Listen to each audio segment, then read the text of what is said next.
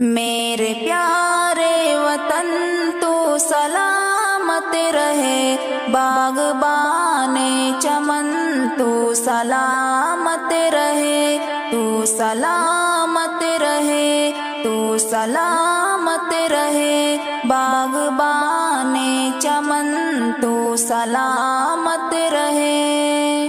میرے اجداد کی محنتوں کا نشان، میرے اسلاف کی عظمتوں کا بیان، میرے اجداد کی محنتوں کا نشان، میرے اسلاف کی عظمتوں کا بیان، یادگار زمن تو سلامت رہے، باغبان چمن تو سلامت رہے، تو سلامت رہے، تو سلامت رہے، تو سلامت رہے، تو سلامت رہے۔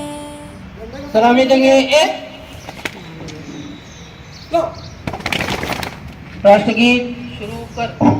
جن گن من ادھینائک جے ہے، بھارت بھاگیہ ودھاتا، پنجاب سندھ گجرات مراٹھا، دراوڑ اتکل بنگ، وندھیہ ہماچل یمنا گنگا، اچھل جلدھی ترنگ، توا شبھ نامے جاگے، توا شبھ آشیش مانگے، گائے توا جیا گاتھا، جن گن منگل دائک جے ہے، بھارت بھاگیہ ودھاتا، جے ہے جے ہے جے ہے، جے جے جے جے ہے۔ ہم سب ہم سب ہندوستان ہندوستان یوم آزادی۔ رب کے پیاروں کا ہے ایک حسین صاحبہ، بچے بوڑھے جوان ہر گھڑی شاد ماں، رب کے پیاروں کا ہے ایک حسین صاحبہ، بچے بوڑھے جوان ہر گھڑی شاد ماں، اے بہار چمن تو سلامت رہے، باغبان چمن تو سلامت رہے، تو سلامت رہے، تو سلامت رہے، تو سلامت رہے، تو سلامت رہے۔ عزیز طالب علم ساتھیوں اور معطر و محترم علماء کرام اور ذمہ داران شہر، آج 15 اگست 2024 ہے اور 15 اگست ہندوستان میں قومی آزادی کا دن ہے۔ اس طرح آپ طالب علم ساتھی ہمارے یہاں کھڑے ہیں، آزاد فضاؤں میں سانس لے رہے ہیں، یہ 200 سال سے زیادہ ہمارے آپ کے بڑوں کی قربانیوں کا نتیجہ ہے۔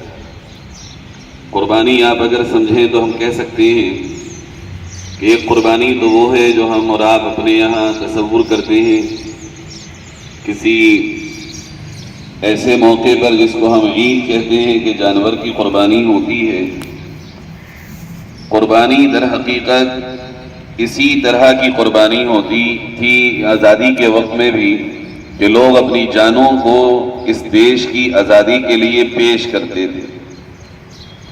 پیارے ساتھیوں، دیش آزاد ہو چکا، مگر جو لکیریں کھینچ دی جاتی ہیں انہیں مٹنے میں بہت وقت لگتا ہے۔ ہم مدارس والے لوگ اور مدرسوں میں پڑھنے اور پڑھانے والے لوگ، ان کے کاندھوں پہ یہ ذمہ داری ذرا سوا ہے کہ وہ لکیروں کو مٹانے کی بہت زیادہ کوششیں کریں۔ غلامی کی لکیریں اور ظلم و ستم کی داستانیں جو کئی صدیوں پر محیط تھی، 15 اگست 1947 کو سد باب ہوا اور وہ لکیریں ابھی تک مٹائی جا رہی ہیں، گرچہ ابھی بھی کچھ باقی۔ آپ اپنی عمر کے اعتبار سے چھوٹے ہو سکتے ہیں مگر عزائم کے اعتبار سے چھوٹے نہیں ہو سکتے. اگر آپ ساتھیوں کے عزائم بلند ہوں اور آپ اپنے دل میں یہ تہیہ کر لیں کہ ہم اس ملک میں ایک قومی کردار پیش کریں گے اور کچھ ایسا کریں گے جس سے ہماری قوم کا اور ملت کا سر فخر سے بلند ہو جائے, تو یقیناً آپ کر سکتے ہیں. حوصلے اور عزائم بڑی سے بڑی چٹانوں کو سر کرنے میں انسان کے لیے آسانیاں پیدا کر دیتے ہیں. آپ یہاں اپنے گھر سے آئے ہیں. میں ایک بہت چھوٹی سی بات آپ سے عرض کرتا ہوں.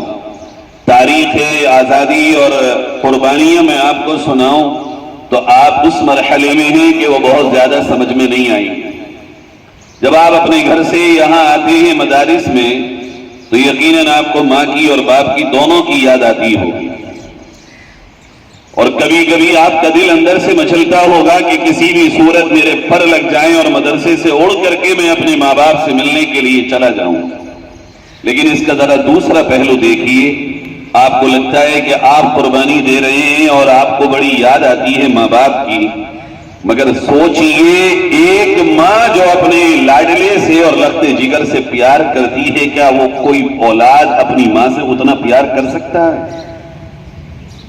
وہ اپنے سینے پہ پتھر رکھ کے اور ممتا کو اپنے دبوچ کر آپ کو ان مدرسوں کے حوالے کرتی تاکہ آپ اس طرح بن کر کے واپس چلے جائیں جس سے اس کا سر بھی فخر سے بلند ہو.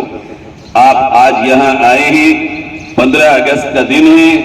یہ طے کیجئے جس طرح آج 100-200 سال گزر جانے کے بعد بھی آپ کے بزرگوں کو عزت کے ساتھ یاد کیا جاتا ہے, اور یہ کہا جاتا ہے کہ اس ملک کی تاریخ آزادی مکمل نہیں ہو سکتی جب تک کہ ہمارے اکابرین کا اس میں ذکر نہ ہو جائے.